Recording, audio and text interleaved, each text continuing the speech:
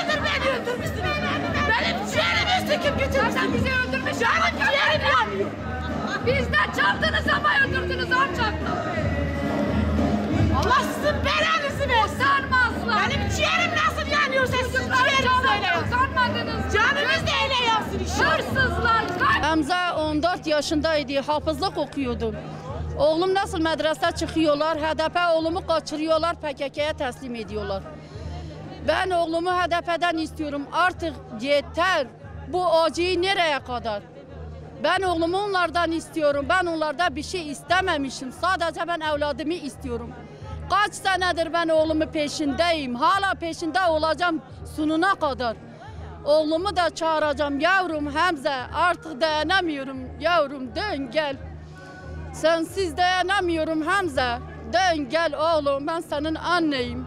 Sen kimin için oradasın yavrum? Onlar haindiler, hain. Eğer hain olmasaydı bir gün diyecekti, al sana telefon anneler konuş. Onlar haindir yavrum, dön gel. Sonuna kadar senin peşindeyim. Benim kapım her daima sana açıktır yavrum. Sevet ravandına bine. Çoğuna kuremi malida daylana bine. Kuremin İstanbul'a ravandın. Xuda ve Habibi bu kabul neked. Cuma zulme gelmek yerine hakaret kabul neked. Xuda çe besurbancı çe devlet kabul neked. Kurem bile beyi Xuda tamam kurem bile sabit abi kurem bile bizvr bey.